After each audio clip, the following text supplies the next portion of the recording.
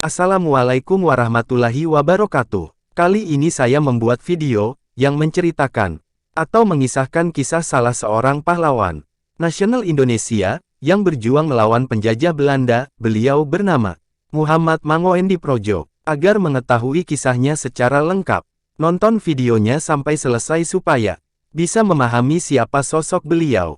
Apabila ada kekurangan dari yang saya sampaikan, silahkan tambahkan lewat kolom komentar. Jangan lupa ya, support juga channel saya dengan cara like, komen dan subscribe.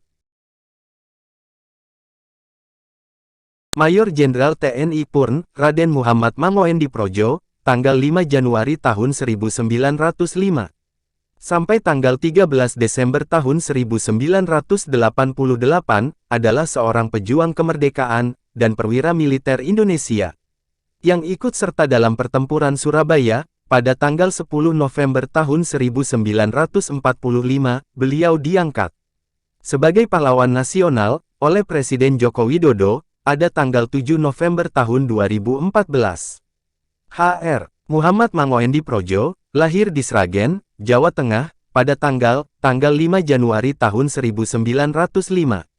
Beliau adalah cicit dari Secodiwirjo atau Kiai Ngalimuntoha, adalah seorang keturunan Sultan Demak. Sucodiwirjo sendiri merupakan teman seperjuangan Pangeran Diponegoro melawan penjajah Belanda. Keduanya memperluas pemberontakan melawan penjajah Belanda hingga ke daerah Kertosono, Ngawi, dan Banyuwangi, Jawa Timur. Dia merupakan ayah dari mantan Pangkostrat, Letjen TNI Purn, Himawan Sutanto. Garis hidup sebenarnya memberi kesempatan kepada Muhammad Mangoendiprojo untuk hidup berkecukupan dengan menjadi pamong praja, wakil kepala jaksa, dan kemudian asisten wedana di Jombang, Jawa Timur. Setelah lulus dari Osvia pada tahun 1927, namun setelah Jepang menduduki Indonesia, dia lebih memilih untuk menjadi tentara dengan bergabung menjadi anggota Pembela Tanah Air Peta pada tahun 1944 setelah lulus pendidikan militer di Surabaya. Mangoendiprojo ditugaskan sebagai Daidanco atau Komandan Batalion Pembela Tanah Air di Sidoarjo, Jawa Timur. Setelah proklamasi kemerdekaan pada tanggal 17 Agustus tahun 1945. Semua anggota Peta menjadi pasukan inti Badan Keamanan Rakyat atau BKR. Dan kemudian Tentara Keamanan Rakyat atau TKR yang merupakan cikal bakal dari Tentara Nasional Indonesia atau TNI. Masuknya kembali pasukan Belanda NICA di Surabaya pada tanggal 25 Oktober tahun 1945 menjadi operasi militer terbesar pertamanya. Mangoendiprojo bersama Bung Tomo, Dul Arnowo, Abdul Wahab, dan Der Mustopo memimpin perlawanan terhadap pasukan sekutu yang berlangsung di seluruh penjuru Surabaya hingga tanggal 29 Oktober tahun 1945. Pimpinan sekutu mengadakan pertemuan dengan Bung Hatta untuk melakukan gencatan senjata. Pada pertemuan tersebut, Muhammad Mangoendiprojo diangkat oleh Jenderal Urip Sumoharjo sebagai pimpinan TKR Divisi Jawa Timur, dan melakukan kontak biro dengan pasukan sekutu pada hari yang sama.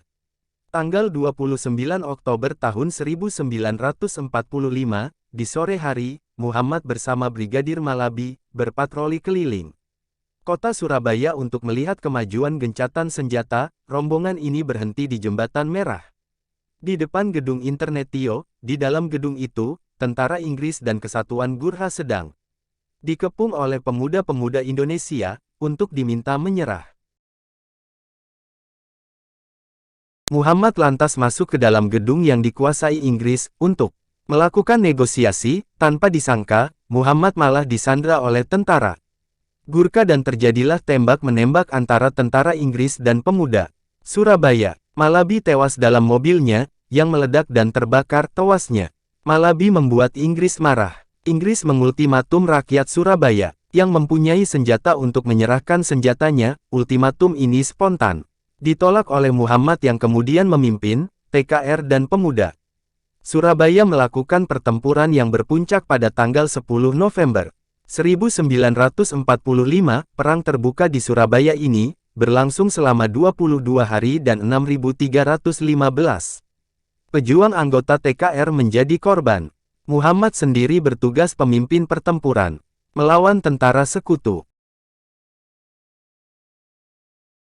Setelah pertempuran di Surabaya usai, Muhammad Mangoendiprojo dipromosikan menjadi mayor jenderal oleh Presiden Soekarno. Setelah mengakhiri karir militer, Muhammad ditugaskan sebagai Bupati Ponorogo dari tahun 1951 sampai 1955, yang salah satu misinya adalah mengamankan daerah Madiun setelah pemberontakan PKI Musso pada tahun 1948.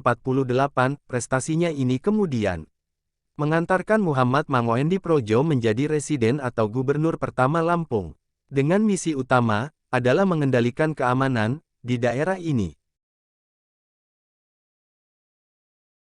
Muhammad Mangoendiprojo tutup usia di Bandar Lampung pada tanggal 13 Desember tahun 1988 dan dimakamkan di Taman Makam Pahlawan, Bandar Lampung. Pada awal 1990-an, nama tersebut diabadikan sebagai nama jalan di kawasan bisnis Surabaya Barat atas jasa-jasanya dalam mempertahankan kemerdekaan. Presiden Joko Widodo menganugerahinya gelar Pahlawan Nasional Indonesia pada tanggal 7 November tahun 2014.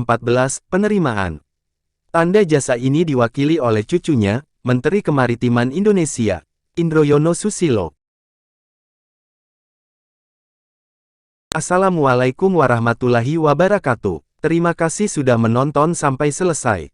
Itulah tadi kisah singkat dari salah satu tokoh pahlawan nasional Indonesia, Muhammad Mangoendiprojo. Jangan lupa support channel saya juga ya.